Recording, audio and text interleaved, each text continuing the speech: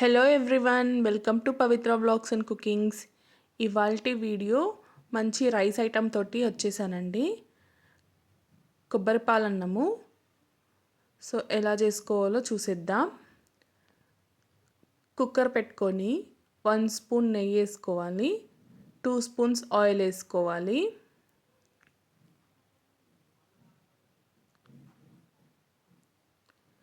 Oil వేడయ్యాక ఇందులో spices add చేసుకోవాలి.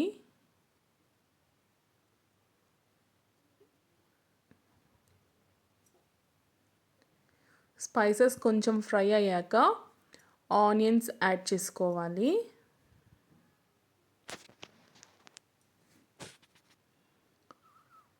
ఆనియన్స్ బాగా గోల్డెన్ బ్రౌన్ కలర్ వచ్చేంత వరకు ఫ్రై చేసుకోవాలి.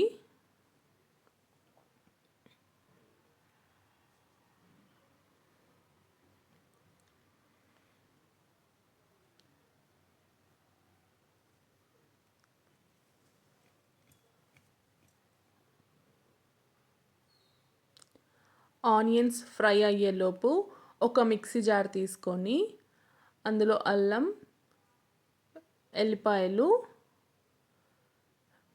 ఇందులోనే గ్రీన్ చిల్లీస్ వేసుకొని మెత్తగా పేస్ట్ చేసుకోవాలి.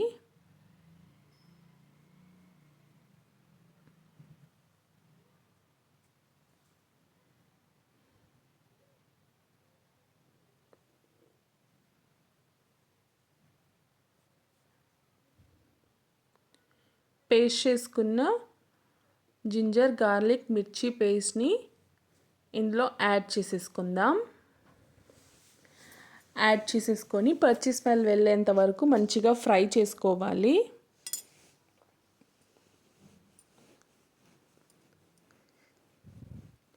ఇందులోనే ముందుగా కడిగి పెట్టుకున్న పుదీనా ఆకులని యాడ్ చేస్తున్నాను. సో ఇవంతా మంచిగా మళ్ళీ ఫ్రై చేసుకోవాలి.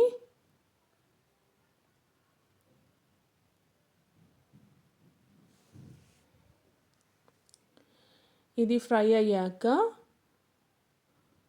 మనం కట్ చేసి పెట్టుకున్న వెజిటేబుల్స్ని యాడ్ చేసుకుందాం. ఇందులో క్యారెట్, బీన్స్, బఠానీలు యాడ్ చేసుకొని మంచిగా ఫ్రై చేసుకోవాలి.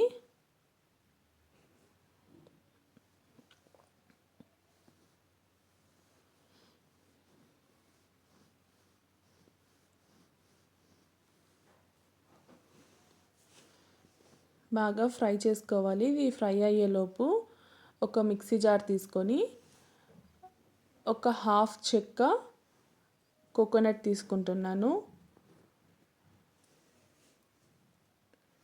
కోకోనట్ని చిన్న చిన్న పీసెస్గా కట్ చేసుకొని మిక్సీలోకి వేసేసుకోవాలి. ఇందులో లైట్గా సాల్ట్ వేస్తున్నాను. మనకి కూరగాయలు మంచిగా ఫ్రై అవుతుంది వాటర్ వచ్చి. ఇప్పుడు మనం మిక్సీ పట్టుకున్న కోకోనట్ని జ్యూస్ ఫిల్టర్ చేసే జాలీలోకి తీసేసుకొని బాగా ఫిల్టర్ చేసుకోవాలి. ఇలా మంచిగా ప్రెస్ చేస్తూ ఫిల్టర్ చేసుకుంటే పాలు అనేది మంచిగా వస్తుందండి కొబ్బరిలో నుంచి. సో ఇదే విధంగా మళ్ళీ సెకండ్ టైం రిపీట్ చేయాలి. కొద్దిగా వాటర్ యాడ్ చేసుకొని మిక్సీ పట్టుకోవాలి మెత్తటి పేస్ట్ లాగా. అప్పుడు పాలు అనేది మనకి మంచిగా వస్తుంది. సో ఇప్పుడు మిక్సీ పట్టుకున్న పాలని కొలుచుకొని 1 గ్లాస్ బాస్మతి రైస్కి 2 గ్లాసెస్ కోకోనట్ మిల్క్ యాడ్ చేసుకోవాలి. మనం కుక్కర్లో చేసుకుంటే 1 గ్లాస్ బియ్యంకి 1.5 గ్లాస్ సరిపోతుంది. కానీ ఇక్కడ నేను 80% రైస్ని కుక్ చేసుకొని తర్వాత క్లోజ్ చేసి ఒక్క విజిల్ ఇస్తున్నాను. సో అందుకని నేను 1 గ్లాస్కి 2 గ్లాసెస్ యాడ్ చేసుకుంటున్నాను. అలానే ఉడకబెట్టాలి కడాయిలో అంటే 1 గ్లాస్ రైస్కి 2 గ్లాసెస్ పాలు యాడ్ చేసుకోవాలి. నార్మల్ రైస్ అయితే 2.5 గ్లాస్ పాలు యాడ్ చేసుకోవాలండి. సో ఇప్పుడు మనకి వాటర్ అనేది మరిగి బబుల్స్ వస్తున్నాయి. ఇప్పుడు ముందుగా నానబెట్టుకున్న బాస్మతి రైస్ని మంచిగా వడవేసుకొని ఇందులోకి యాడ్ చేసేసుకొని మిక్స్ చేసుకోవాలి.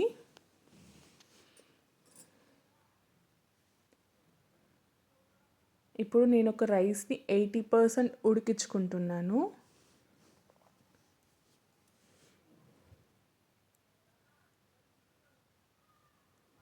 అప్పుడే మనం సాల్ట్ వేసాం కదండి, అది జస్ట్ వెజిటేబుల్స్కి వేసాము. ఇప్పుడు మొత్తంకి టేస్ట్ చేసి సరిపడా సాల్ట్ వేసేసుకొని మంచిగా ఉడకబెట్టుకోవాలి. సో ఇక్కడ నాకు 80% రైస్ అయితే కుక్ అయిపోయింది.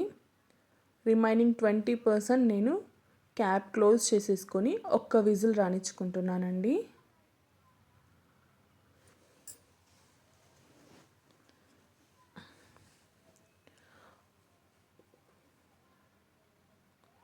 ఒకవేళ విజిల్ వచ్చేది లేట్ అయిందంటే 5-10 మినిట్స్లో ఆఫ్ చేసేసుకోండి. చూడండి, మన కమ్మనైన కొబ్బరి అన్నం రెడీ అయిపోయిందండి. చాలా మంచి టేస్టీగా నాన్ వెజ్ తినే వాళ్ళకి నాన్ వెజ్ కర్రీస్ తోటి, వెజ్ వాళ్ళకి వెజ్ కర్రీస్ తోటి తింటే బాగుంటుంది. అలా లేదు అంటే రైతాతో తిన్నా కూడా చాలా టేస్టీగా ఉంటుందండి. ట్రై చేసి ఎలా వచ్చిందో కామెంట్ చేయండి. నా వీడియో గనుక నచ్చినట్లయితే సబ్స్క్రైబ్ చేసుకోండి. Thank you. బాయ్.